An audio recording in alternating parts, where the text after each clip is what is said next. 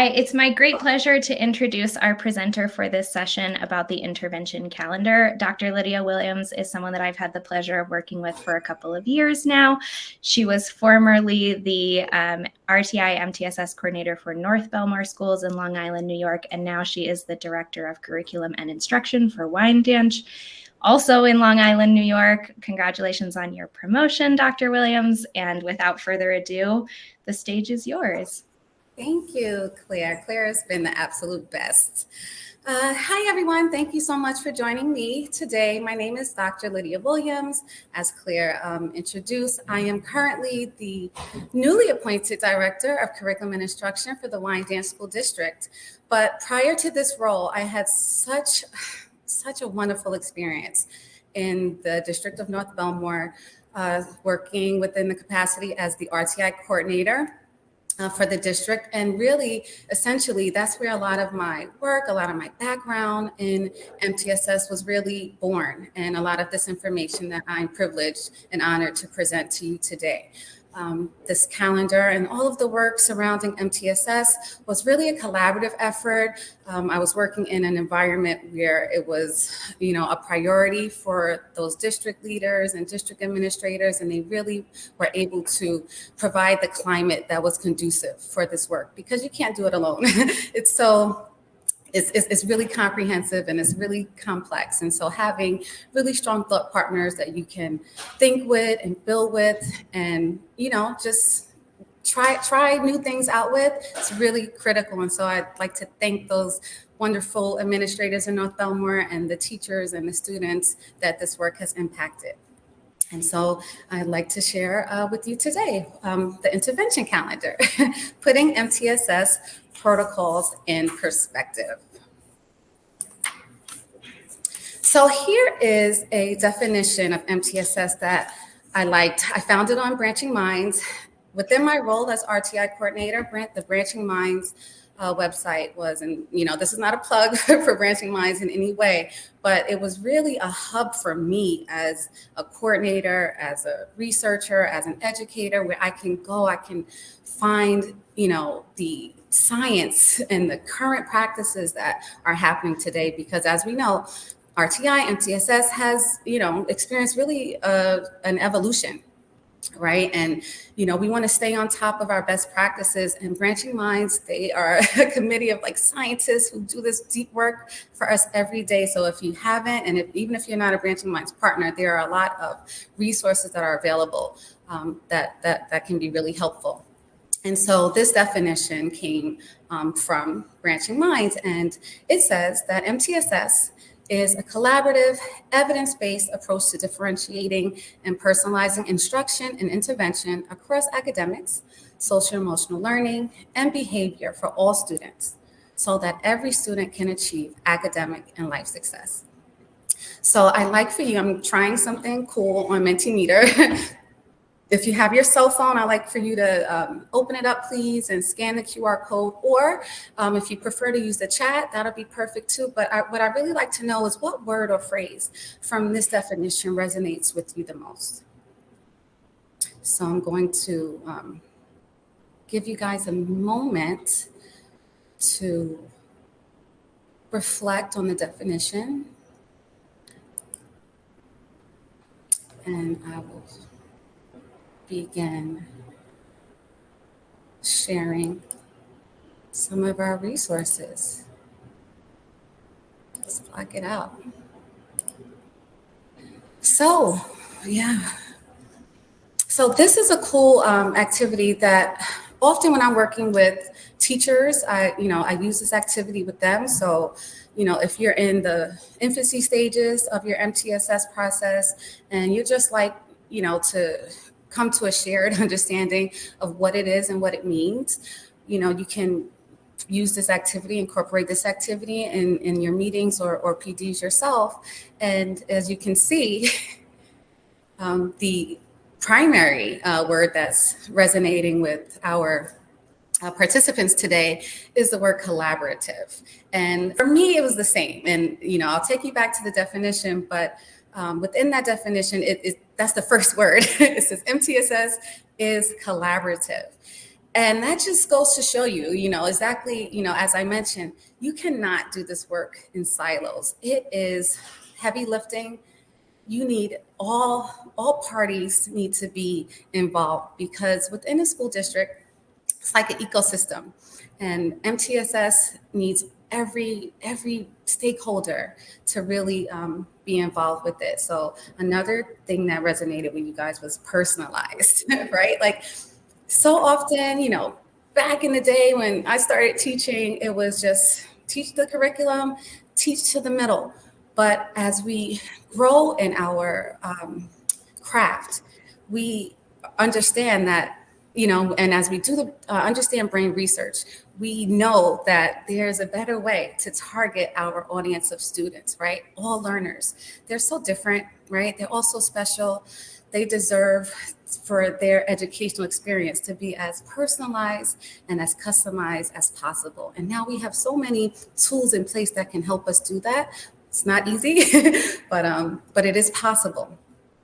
Every student, right? Every single student that this work is applicable to, not some, but all students. And so, I'm glad to see that a lot of the words from the definition, the same way they resonated with me, they are resonating with you as well.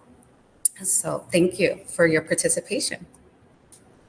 So there are 4 components involved with MTSS, right? The first component, that is the assessment. We begin there. That is our starting point. So if you're in your beginning stages and you don't know where to begin, I'm in a new role in a new district, and so it looks differently. This is where I'm starting. I'm starting with the assessment, analyzing the information. So we assess all students to proactively identify who may need support in an area. And I really, like that term proactive, because so often in the classroom, it feels like we're reacting, we're just like, reacting to our students and what we find. But with the data, it allows us to be proactive, especially our beginning of year assessment information. We don't have to wait weeks. Again, when I first started teaching, it would take me some time before I really was able to identify my kids who needed that extra support, especially those kids who are well-behaved and quiet, right? And you just kind of assume that they, have it together because they're always participating, they're always attentive. But, it takes some time to instruct and to assess in order to determine whether or not, they need our support. But with our beginning of year assessments and assessments in general, our universal screeners, we are able to identify much earlier those students who need our help and target them and provide that support. And that leads to number 2, that multi-level prevention system. We're also familiar with that RTI triangle, right? Students receive support matched to their skills and also to their level of need. And this support should be research-based. It should be targeted instruction or intervention. But, we try, after recognizing the students who need our help, we try to match them with the level of support. The third component of MTSS is the progress monitoring.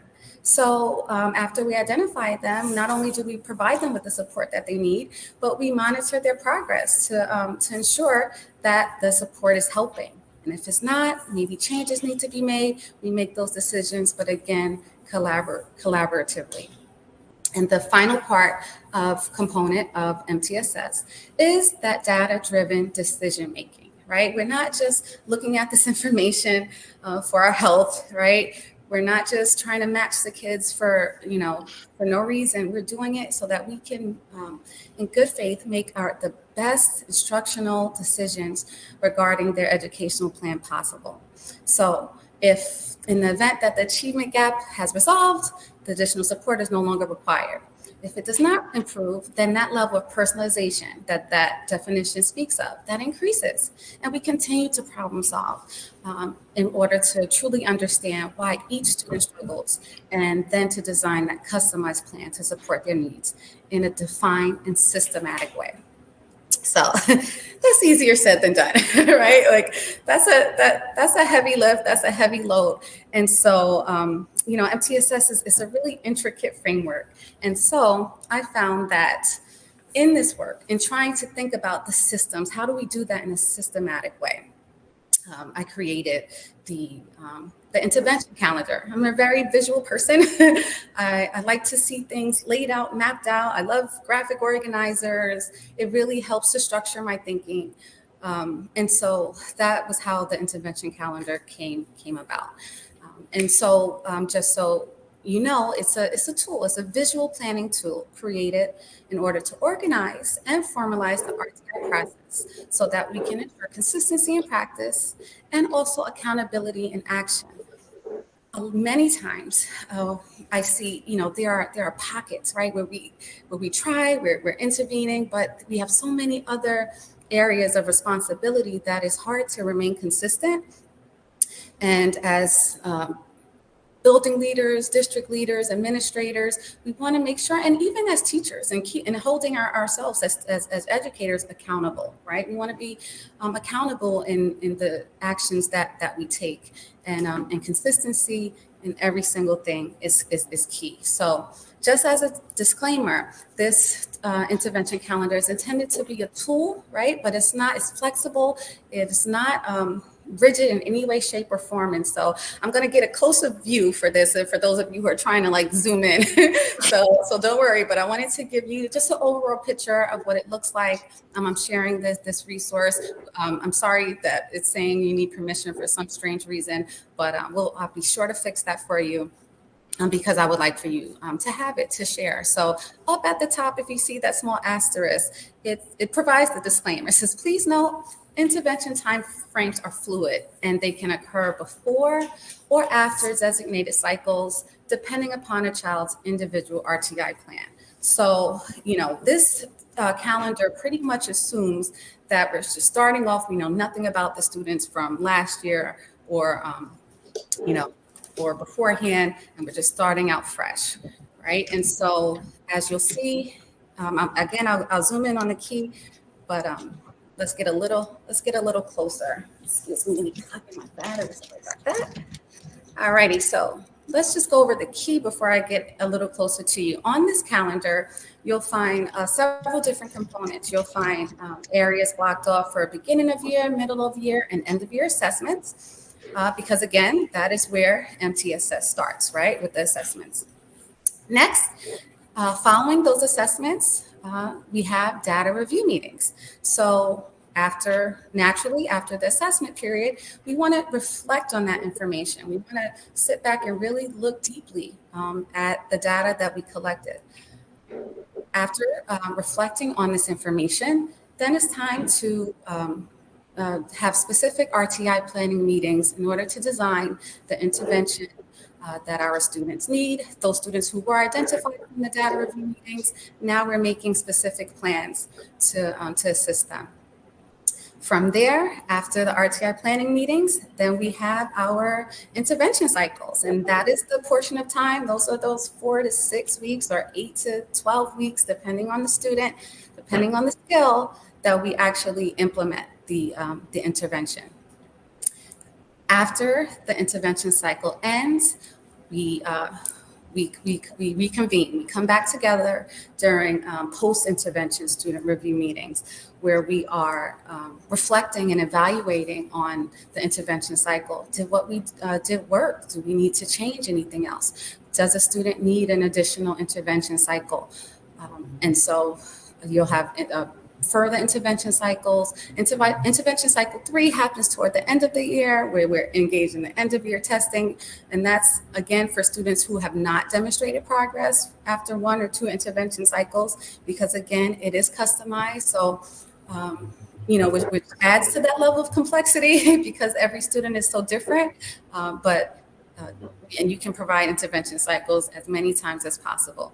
But again, for the purpose of this visual tool, is just to lay out how it can look within the scope of a school year, because we know how fast time goes. It's already Christmas. We're already almost to the middle of our school year. So here is a closer view of, this is really the first portion of the intervention cycle from September through December. And here is where our beginning of year assessments happen. This is like the first complete intervention cycle, because then once January arrives, it's cyclical. It repeats all over again. So in September, we have the beginning of year assessments. Again, so this is how it looks. We lay it out on the academic calendar. We block out all of our holidays, all of, any type of dates that there's no school, superintendent's conference dates, anything to that effect. And then here's where we provide that structure to plan for our data review meetings to take place the week after our assessment period ends. And then immediately following that week of the data review meetings, and I'm going to go more into depth on each of these components to let you know what it looks like and what we do during these times. But then the week after that, we have the RTI planning meetings. That's the darker burgundy color. And then the yellow, that is a typical 6-week intervention cycle.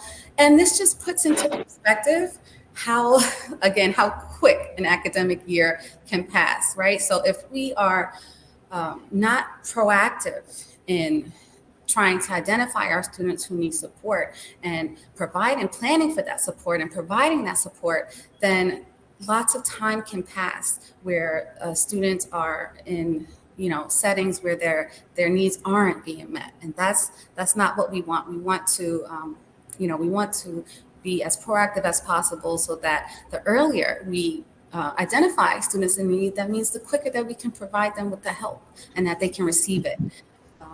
So following the yellow cycle, then you have 2 weeks for the reflective post RTI meetings, where you evaluate the student's progress. And then once January comes, we know our mid-year assessment begins again, and the cycle begins all over again.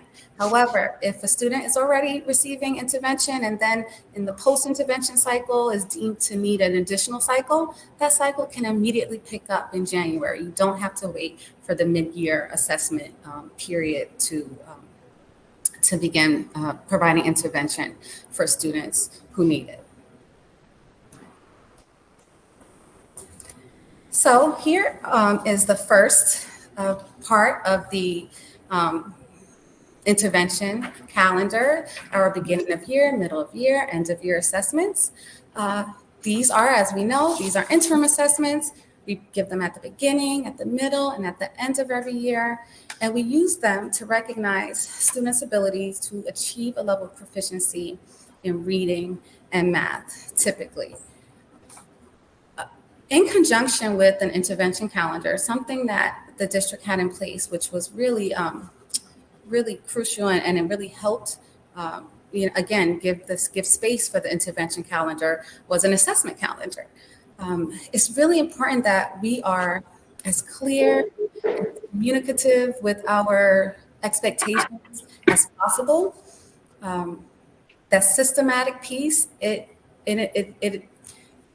needs structure, right? And in that, again, these tools and these calendars can really help establish the parameters so that our teachers know what to expect, our students know what to expect, and we can get into a routine of having all of these protocols in place. So our assessment calendar, and I can show you what that looks like, right? This is very similar to the intervention calendar, but is dedicated solely to assessment, of course, from September through June. It highlights, and then you have a key to tell you exactly what weeks every single district-wide assessment is expected to be administered. Beginning of year assessments, they should be administered as early as possible. I know sometimes there may be issues with technology and devices for students. So as much as you can, you want to make sure that all of those systems are in place prior to the beginning of the school year, so that it does not, hold up any of the assessments because we rely on this information in order to identify the kids who need the additional support.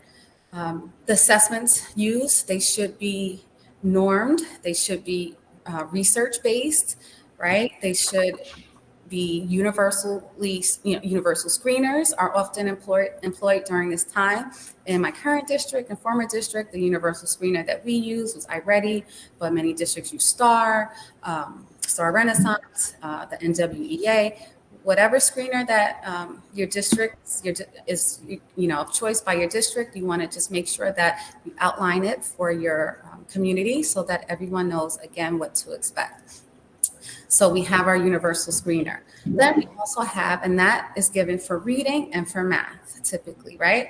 And then we have our benchmark screeners. That includes like the Fontes and Pinnell benchmarking assessments. And then we also have math beginning of year assessments based off of the content in the classroom-based materials and resources. So typically students are experiencing anywhere from 2 to 4 assessments in the beginning of a school year. And, we're trying to gather as much data as possible because we want to make sure that we have as many data points as necessary so that we can really analyze and identify the kids who need our help. Yeah. Typically, for kindergarten, we stagger their assessments to not begin right away in September, but we stagger them to begin sometime in October so that they can just become accustomed to school. And, there's a lot going on in those kindergarten classrooms. So we want to, show them grace and do what's right for the students and the teachers. So periodically, regarding the assessments that are in the scope of the district's control, such as the F&P assessments or the math beginning of year assessments, you want to, do a quality review, a quality check, every couple of years in order to make sure that these assessments are still measuring those standards and those expectations that, are important for our students. So, you want to make sure that they're in line with the curriculum. Sometimes I know for instance, for math, sometimes a lot of the curricular resources, they provide assessments that are pretty much like pre-test, post-test fashioned, where, the beginning of year test is on that content of that current school year. And a lot of our kids bomb because they haven't learned it yet, right? So one thing that we did was we really took a look at the standards and we structured our math beginning of year assessments so that it addressed the prerequisite skills from the year prior, right? So third grade students were tested on second grade material, really identifying and being strategic about the questions that we selected to align with each standard specifically so that we can have a more clear understanding of where those skill deficits were. And so that we can then use those to target those skill deficits in instruction. And regarding the F&P assessment, perhaps it's been a while since your teachers have been trained, right? And you want to make sure that everyone is up to speed and up to date. And, we get new teachers every year.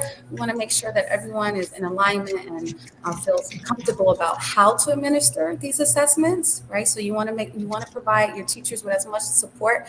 And even with the universal screening, you want to, again, ensure that everyone is comfortable with assigning the assessments, with monitoring them, and they all know how to access those reports and are all on the same page as far as the assessment goes. So assessment calendars are really helpful tool to use to that end. And finally, universal screener and benchmark assessments goes without saying, but that should be administered in unison across the district. Every single school should be taking the same exact universal screener and benchmark assessments.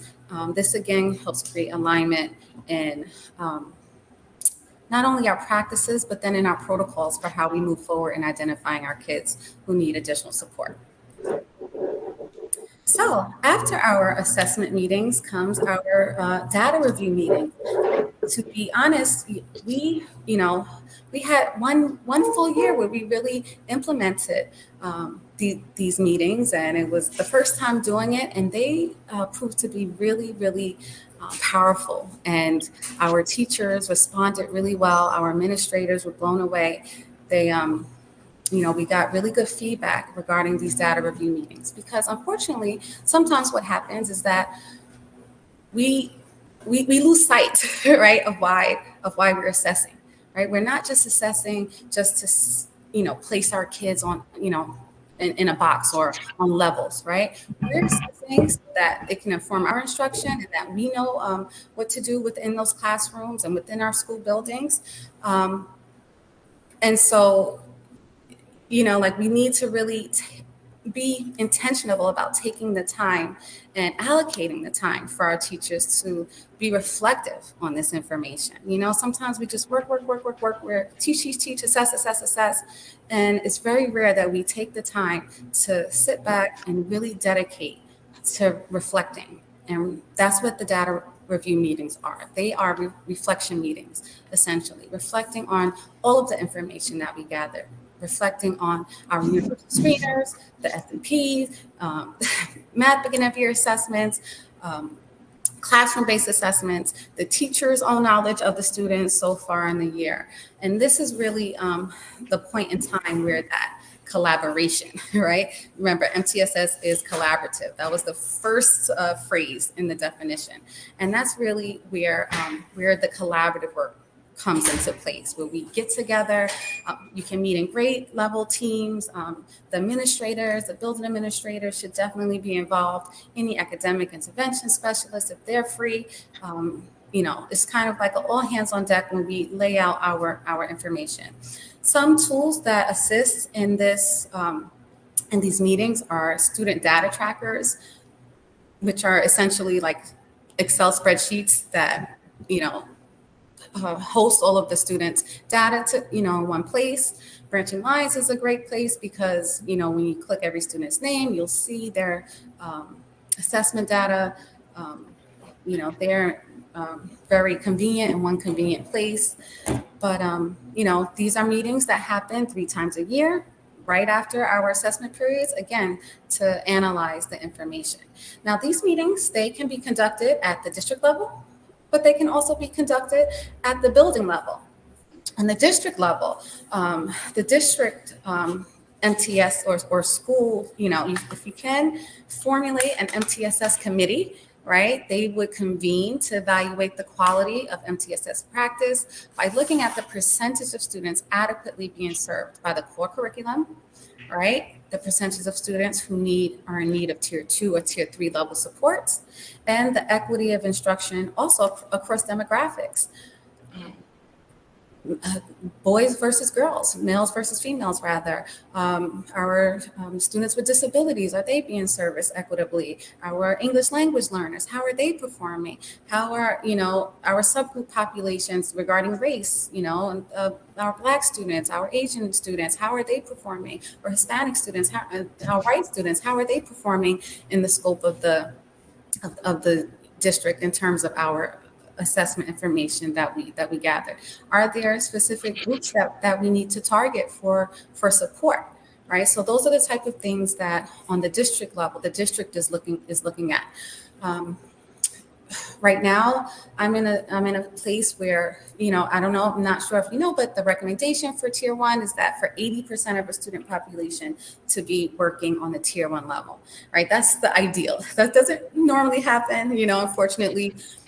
But in the district that I'm currently supporting, our RTI triangle is inverted at the moment, where we have a higher number of students who require tier 3 levels of supports than we do students who are working on that tier 1 expectation. And so on the district level, that says a lot of things, right? Maybe we need to look into the classrooms and see what's happening in those classrooms, what curricular resources are being utilized, how are they being utilized, and we start there in that tier 1, because that's where the core of our instruction happens. That's where the students spend the crux of their time all day, right? And then establishing those interventions, those supports, using our personnel, our academic intervention specialists, our E&L specialists, resource room teachers, social workers. As I mentioned, MTSS is a full collaborative effort, and it requires the help of all. So those are the kind of conversations that happens at the district level in terms of data review.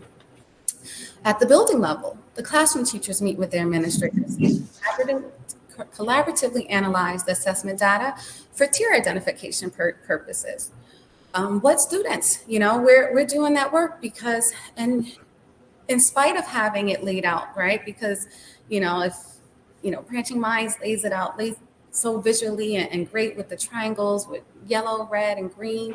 If your universal screener data, links in automatically. However, our students are not numbers, right? That quantitative piece, that's really critical. That's important. It's so beneficial to have. However, these data review meetings help to provide that qualitative context where we're having the discussions and we're talking about people. We're talking about students, right? We're not just talking about numbers. In our education is a business, but it's a business for helping students. And so this is where we have the opportunity to look at that assessment data, right? And to really confirm whether or not what we're seeing in the classroom and what we're seeing from our other data points are consistent. And we have to make those decisions regarding who requires certain levels of support. Also, prior to these meetings, you're going to want to establish the parameters for your tier 2 and tier 3 levels of supports. What criteria are you looking at in order for a student to be eligible for reading academic intervention support? What scores are you looking for that would constitute a student requiring, math AIS or, E&L services? Of course, we know, those have a lot of state regulations involved, but you want to establish the criteria beforehand so that you can be intentional about the decisions that you make. I mentioned with such a large tier 3 population, we have to make really, hard decisions. There are always hard decisions about what students, we can service. So our threshold for AIS is really low. The criteria is really low. You have to score really low and be, we're going to work and identify our students who are in need of most help, right? So our threshold for now is going to be quite low, whereas, it depends on the district. And so as our, tier 1 core instruction strengthens, then we'll be able to expand the scope of our tier 3 and tier 2 level of support to include, students who are working at higher levels, but still, below expectations. So again, this takes a lot of work in terms of being on the same page and looking at the criteria and establishing that ahead of time so that during these meetings, they can be proactive. So I'm going to share one. It's a really simple artifact too, because, I told you how much I love graphic organizers, but this is a tool that we use in the data review meetings given to our teachers, where in looking at the math assessment data, for instance, they would look at their benchmarking information. They would look at their beginning of year math assessment scores and really take the time to confirm the levels of support required for each student. So what students are doing well on that tier 1? They go in tier 1. What students are like just under, grade level, maybe 1 year below grade level, need additional support, could benefit from tier 2. What are students who are working 2 or more grade levels below? That's going to be students who can benefit from tier 3. And then something that just happened organically was our teachers began to kind of like write student names on the lines in between, because again, it's not so clear cut and simple. So anytime I do use that RTI triangle, I try to find one that shows a gradient from green to yellow to red, because it's a spectrum. You can have kids who require tier 2 level of support who are closer to being just in need of, okay with tier 1.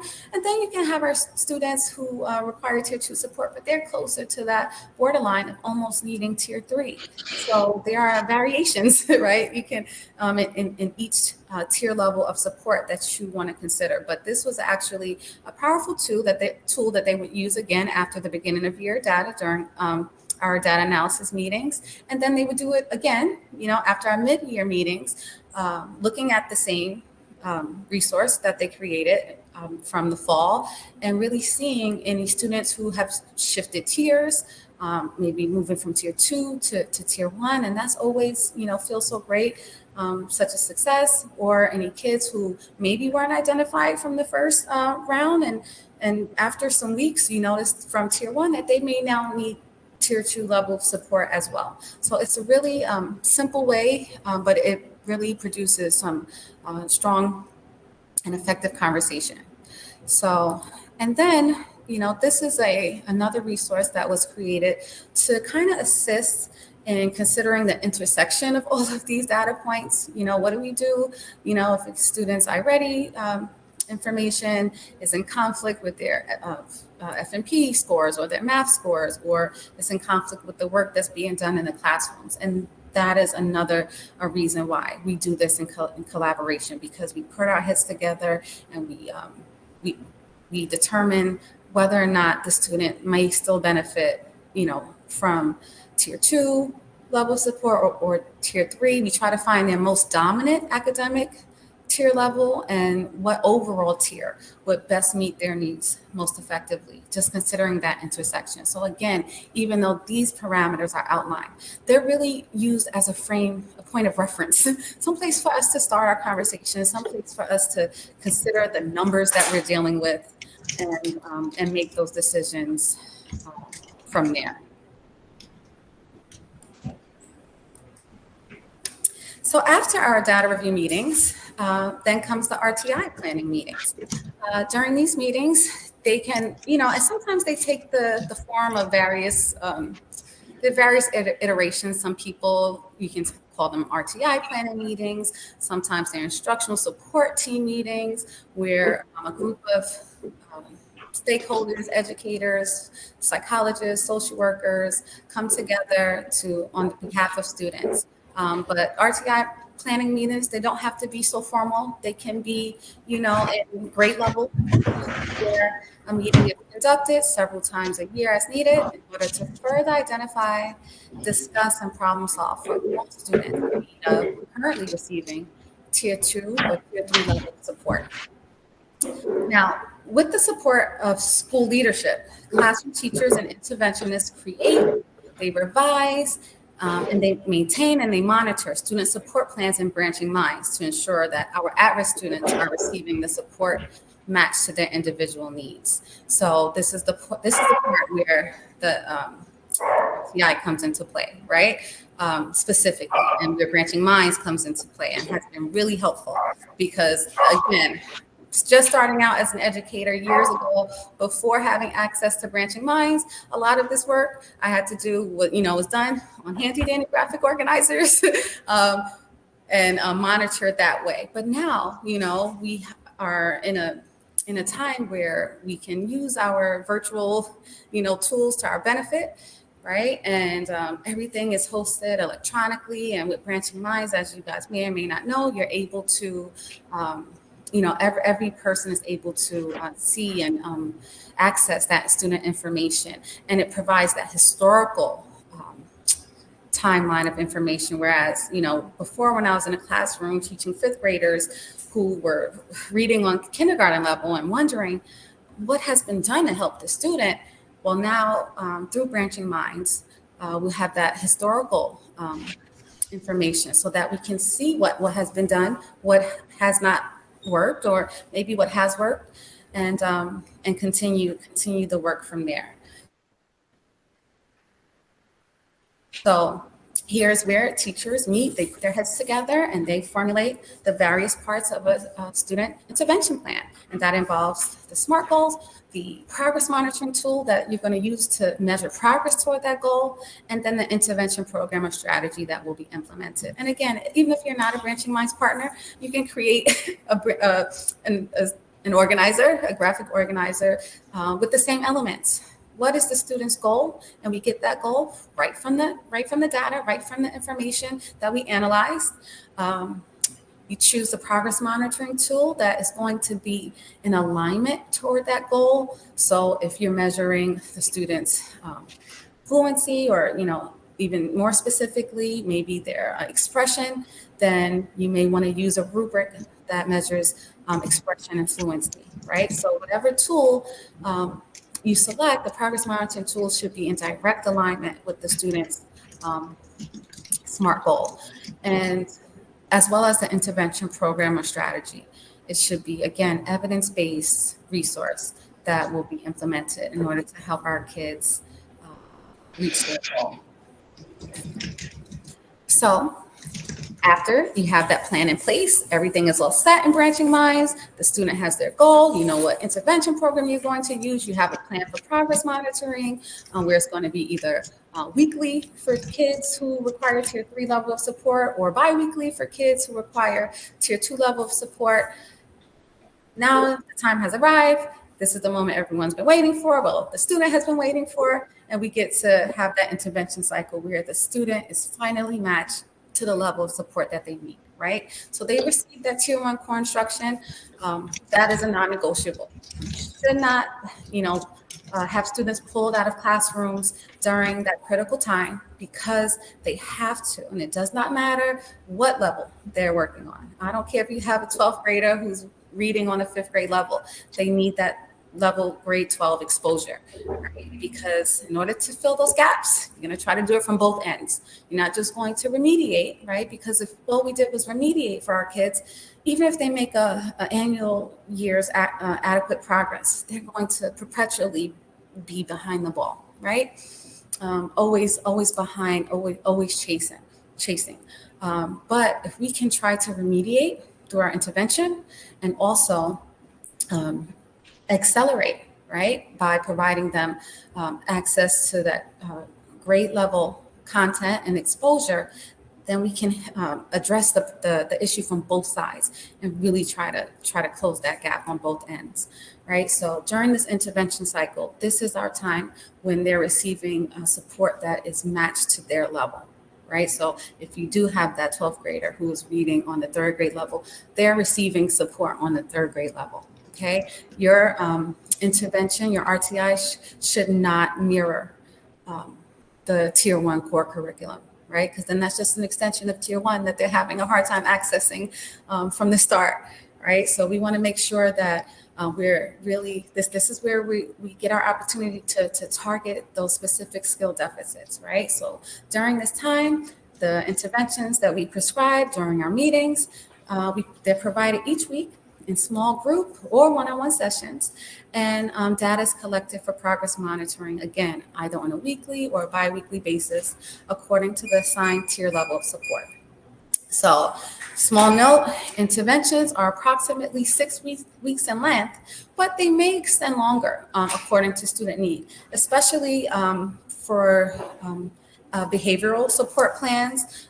Behaviors aren't expected to change as quickly as academic skills are. Behaviorally, you may not see change for 60 days. I think the brain is able to finally formulate a new habit. So RTI and the implementation of it takes a lot of patience. Even though we want our kids to, we want them working on grade level and above grade level as soon as possible. And that's our intention, and that's what's in our heart. We have to keep in mind that this process takes some time. They did not, require this level of support overnight, right?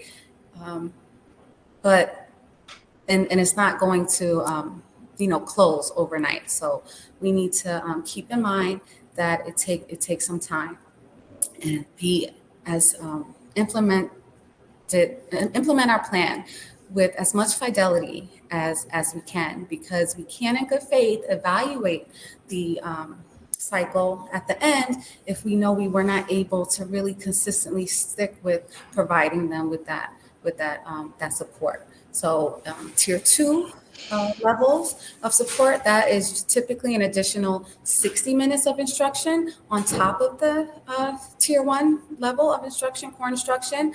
And students who require tier three level of support, that's typically an additional 120 minutes or more of instructional time on top of their, core curriculum. And so again, it does take time, it does take thought in how you integrate it into your day. But again, if you're strategic and if you are intentional, it can happen, and it's definitely most definitely worth the effort. So after the cycle, then again, the group reconvenes for post-intervention student meetings. A check-in. How did the student perform during this intervention cycle or as a result of this intervention cycle? So this is a meeting conducted at the end of each intervention cycle to evaluate the outcomes of the student support plans. This is our time to reflect. Were they able to meet their goal? I love how, it's laid out in branching minds that they meet their goal. Sometimes they meet it early and then you could start working on something else. Sometimes they didn't meet their goal, but they made progress toward their goal. And then sometimes they did not meet their goal, nor did they make any progress. So this is the time to really reflect on that, to look at those data points collected during progress monitoring. Was the student responsive to our intervention? Is there anything that we can do maybe to improve the student's rate of improvement? Because sometimes our kids, they show promise, but their rate of improvement is really slow, which can also be a sign of a disability. But here is where you'll get the questions. A lot of teachers always want to know, all right, so can I refer them now? Can I refer them for evaluation? And I think it's going to really take a shift in our mindset collectively to understand that in the classroom, every student, we have a plethora, just the diversity of ability and, in terms of developmental levels, that's just always going to be, right? So we need to just understand that. Again, no longer are we teaching to the middle. We have standards, right? We have content standards, which again, give us that point of reference to start from. But we have to understand that there are going to be students in our class whose brains go beyond that, right? We have to have structures in place to support them. Then we're going to have students who may have, missed instruction, or they may be lacking, prior experiences or prior knowledge. There's just so many factors involved with a student's performance level that you just can't assume that it's attributed to a disability, right? The fact that they're not working on grade level. And so when you're providing these intervention cycles, it's to assist the student, right? It's to help them work toward the grade level expectations. And during this time, when you're providing the support, it will become apparent quite quickly, students who may have a learning disability where they're not responding, regardless of how many times we change our approach, right? But when the student is showing promise and they are making progress, again, just creating these support plans, that's just a part of our practice now as educators, where we're just supporting our kids. There are going to be kids who need additional help, and we have to put those structures in place. And there are going to be kids who work above. We have to put those structures in place and support all kids. And that's where we are, with it in our in education now. And of course, the students who are not responding, right? We want to direct them to the correct leaders and supporters that can help, provide them with the evaluation that may be required. We don't want, RTI should not be a barrier to to that process, right? Because those students, this is another reason why we engage in this work, to identify our students who may need that type of those settings and that type of additional support for special education. But It's not always the case, and it's actually less often the case. Um, so again, it's a process and it's collaborative, and you make those decisions together. There's one final artifact that I would like to share with you to that end, because again, I'm visual, so it kind of shows like, the process to universally screen all students, to analyze that, and plan. So that's, you know, that entails our data review meetings and RTI meetings. And then from there, what happens, after tier two, maybe the student, if they met their goal and they can go back to tier one, perfect. But if they didn't meet their goal, maybe they need another cycle. If their rate of improvement is too low, maybe you want to move them over to tier three. But again, it's not always so linear, because these are students that we're talking about. So here is a quote that I like to use. It resonates with me, and it says, "Progress is impossible without change." And it really it put me in the mind of AJ Crabhill's presentation. If you were able to attend the summit introduction yesterday, he said that student outcomes won't change until our approaches change as adults, right? And we talk about progress and we talk about wanting progress, but we have to understand that if that's truly what we want, then change is a necessary part of it. And change is not always comfortable. It's not always easy, but it's necessary. So, Claire, I'm not sure if you have any questions. Boy, do we. We have so many questions. Sorry, I'm just really running in my mouth. Wonderful presentation, Lydia. Thank you so much for sharing. We'll try to get through as many of these questions as we can. I am quite confident we will not get through all of them. If you're willing to kind of look through them afterwards and provide some written responses, we can include those for those who will receive the recordings, which would be everyone who is here today and everyone who didn't have a chance to attend. Let's start with a question that there was some interest in from multiple people, which is just in terms of this intervention system or calendar, are you using the same kind of approach, cadence for your SEL and behavior interventions as your academic ones?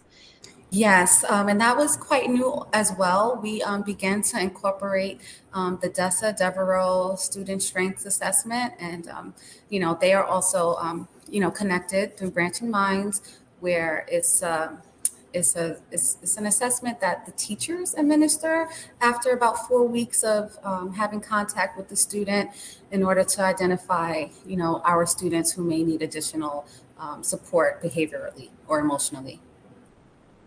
But it's essentially the same idea.